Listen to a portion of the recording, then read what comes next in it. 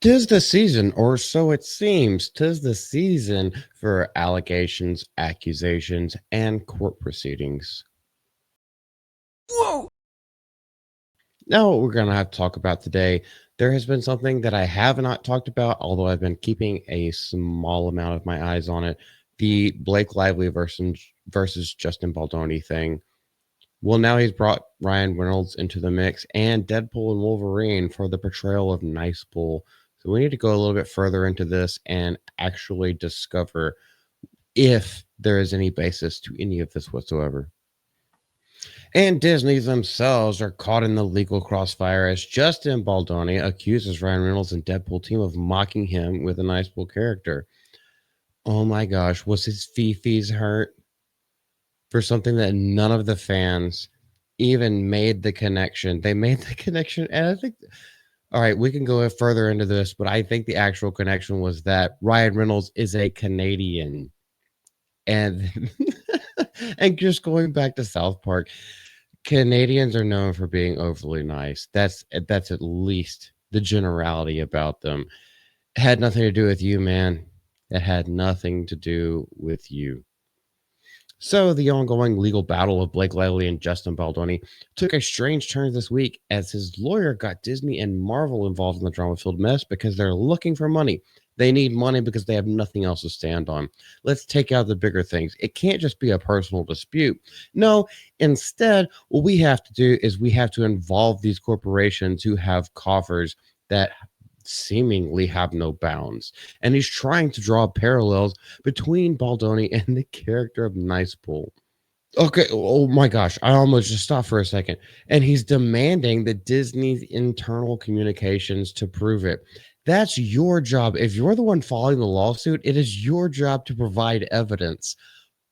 It's probably not early enough. I mean, it's probably not late enough in this video for me to say it, but completely fuck yourself. The burden of proof is upon you, the accuser, not the defendant. Maybe you're Canadian too. That's how American justice system works.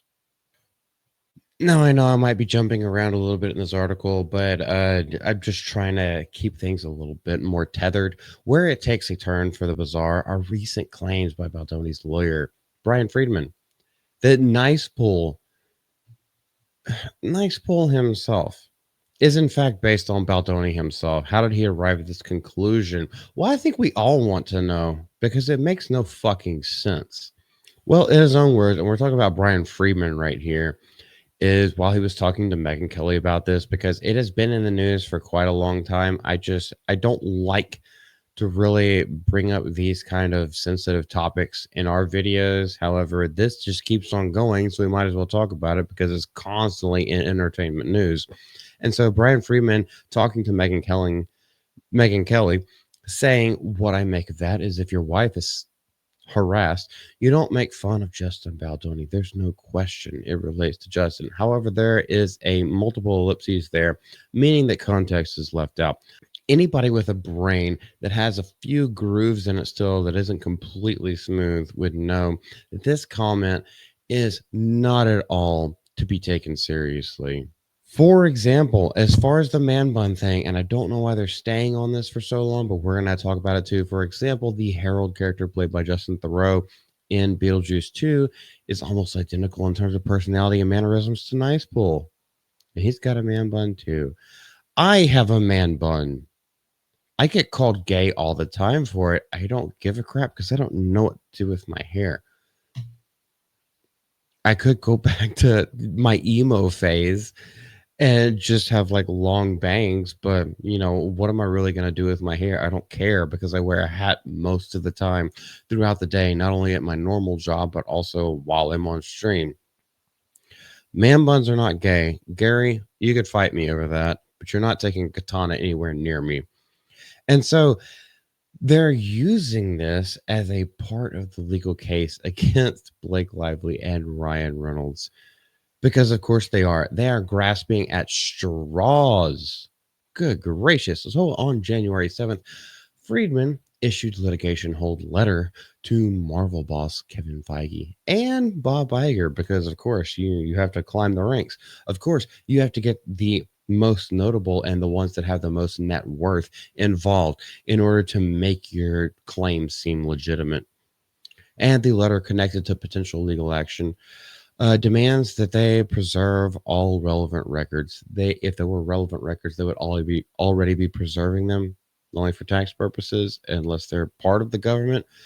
That's another conspiracy, but we're not getting into that here. So specifically, this letter requests that Disney and Marvel safeguard materials concerning the creation of Nice Pool, because of course, if you see any relevant thing, something, it almost seems like, and this actually happened to me at work last week. I was minding my own business, talking with my girl, and I immediately got called out as if I was making jokes about that person because she was having a complete breakdown. And just because I was in my own conversation and smiling, well, that person can't be happy. They must be laughing at me because I don't like those people. That's exactly what's happening right here. There are so many characters and so many stereotypes of characters that have gone throughout history. Ecclesiastes 3:23, there is nothing new under the sun.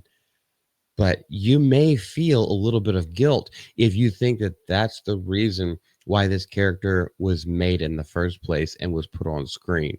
Just because you so happen to be guilty, I'm not saying you're guilty, but feel guilty about what you did to Blake Lively. Now, that will come out in evidence, that will come out with the lawsuit that is going forward.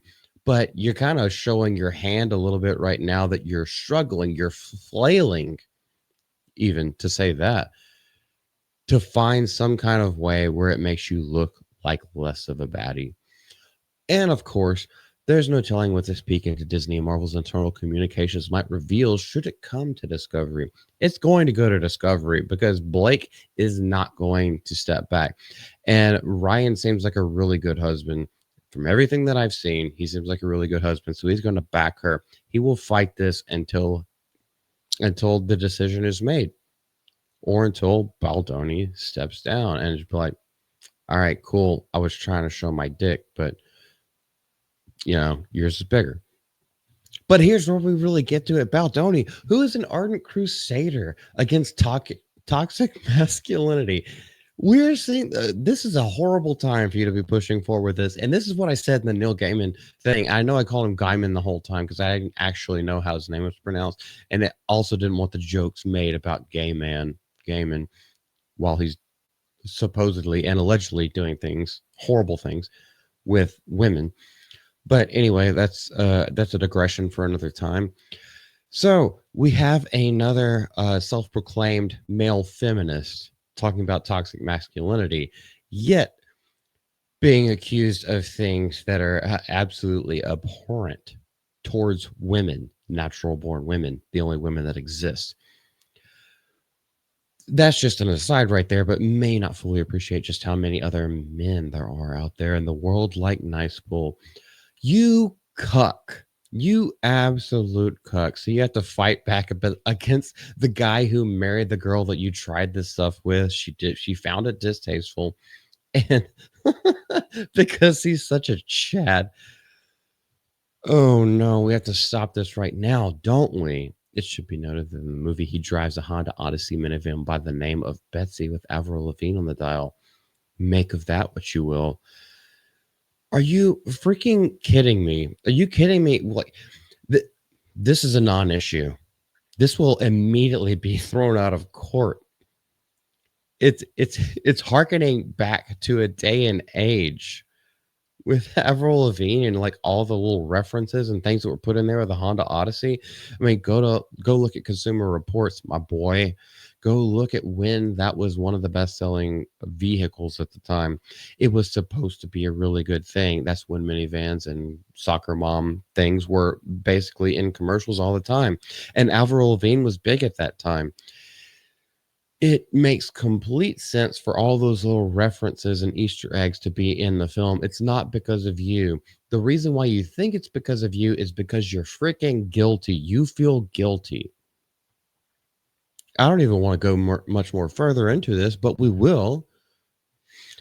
Because it begs the question, if Nice Pool is actually inspired by Baldoni, then was using the character as a human shield for more bullets, arrows, blow darts that could be counted, and then having his head ultimately blown off show how Reynolds really feels about the actor director? It's not that deep. You are literally this is the problem that I found, especially in high school and going into college with creative writing and literature and English and everything like that. When you're going into writing classes and you're doing book reports, you are basically told to look further into a story to try to develop your own reasoning behind what that story means, what messages it's trying to imply. Now, a lot of the times you can find certain similarities, but that's the good thing with a story is that it can apply to so many different instances. And so you can glean whatever you need to from it, but the actual story itself is universal. That's what makes something timeless.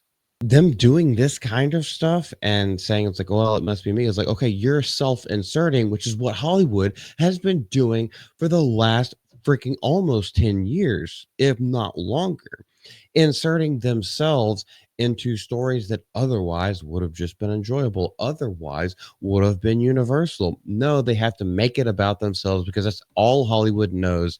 And I'm getting to the point where I'm just going to go ahead and say it. Fuck you, Justin Baldoni. You're a piece of shit. I don't even know if what Blake Lively, her accusations are even true, but just as a human being and the way that you're proceeding through with these things, fuck you. I don't respect you. And we went a little bit longer than we normally do today, but things like this need a little bit more context. They need a little bit more effort put into trying to understand why it's happening and why they feel the need to go deeper into litigation and why Ryan Reynolds and Blake Lively both feel the need to keep pushing through with this. If you have anything to say down in the comment section below, you got it right here. Obviously, as more content and more information comes out, we might have to adjust our viewpoint. We might have to just comment on that. But as for right now, with all the information that we have, this is my commentary. Fuck you, Justin Baldoni. You should have played it better. This is Multi from the GCA. Please subscribe to the channel if you like what you see. And if you have anything to say, obviously, I'm all ears. But until next time, until tonight, Late K with the GCA, 8:30 Eastern, our live stream. We're going to have a great guest. Film Compass Explained. Bye.